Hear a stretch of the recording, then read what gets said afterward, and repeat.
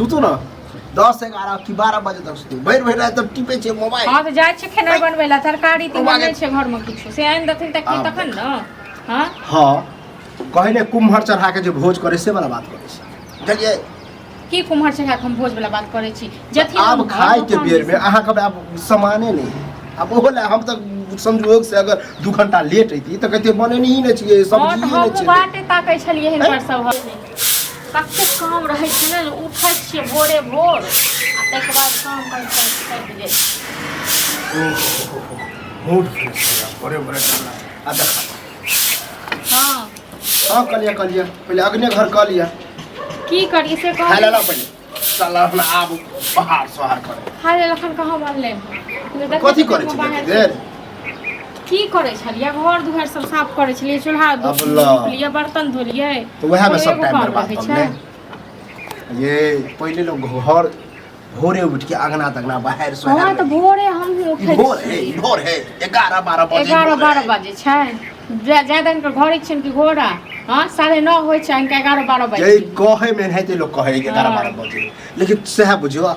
अहे के उचित बजा 9 बजे 7 बजे उठल रहिए त कि 2 घंटा पहले उठला 2 घंटा से लागले छी। हां किया ने उठब 7 बजे 8 बजे 12 बजे तक मोबाइल टिप करत रहिए। हां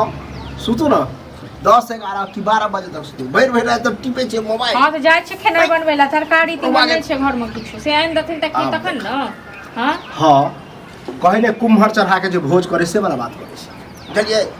की कुम्हर चढ़ा के हम भोज वाला बात करे छी जथि अब खाए के बेर में अहाँ के अब सामाने नहीं अब ओला हम तक संयोग से अगर 2 घंटा लेट होती तो कहते बने नहीं न छिए सब्जी नहीं छिए बाटे ताकै छलिए हिनकर सब बेटा गेलन एक भोर उठ के से अखन तक नहीं एलन अन टोटल गप जे हजम नहीं पुरवा के से गप करता किस तरकारी तीमन आइन दस तखन हम बना देबन त जहा कुछ है त वह बनाओ अब अखन हम कत छुछे भात दाल खेथिन जैसन बना दे सांझ में हाट लगे त वहां से आइन देबे हरा सब्जी से। हां तो हम जाय छन छुछे भात दाल बना के रख देला फिर खात करी में नाटक करिए 2 गो आलू ने है न। हां तो बारी में से बैगन तोड़ ले ओकरे चोखा बना हिनकर सब आदत छन बुझल कि न हिनकर सब आदत छन जखन खाइ ले छै तखन नाटक करे छै केन तो लोग अब नहीं रहे त केन तो गुजारा कर ले ए के चक्कर में बड़े रोज की ओ बैगन फरले बारी में जे रोज बैगन कहियो सब्जी बनाओ कहियो भुजिया बनाओ कहियो अथी करी सब चीज लैटिएट में रुपया चाहिए रुपया इहे दो दे छथिन इनको। हां कमा के कते देल अरे ये कोई कमाई है हमर बेटे कमाई है त कमाई नहीं है रुपया ककरो भेले त रुपया घर के न भेले है जाय छ खेनाइ बनाबे ठीक छै हमरा के भाषण नै दो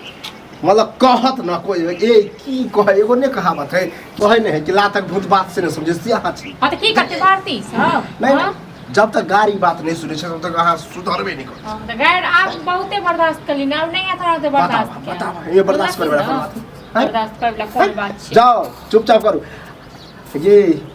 अगर घर में सुखहाल चाहे छे सुख मैं खुशहाल सब हम ही दुखी को रख ले ना सब हम ही दुखी को रख ले होते ही कपार अभी तक खाना नहीं पड़े पेट में तनी सास बार हो गई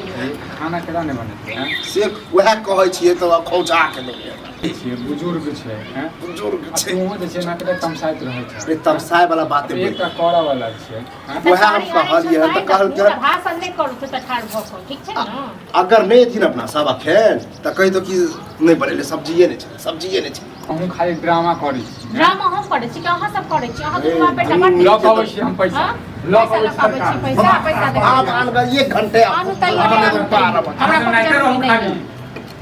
हम भोरे उठै छी भोर से चढ़ा हाथ ताबे चढ़ा चढ़ा दे छी अथी करिए भूलिए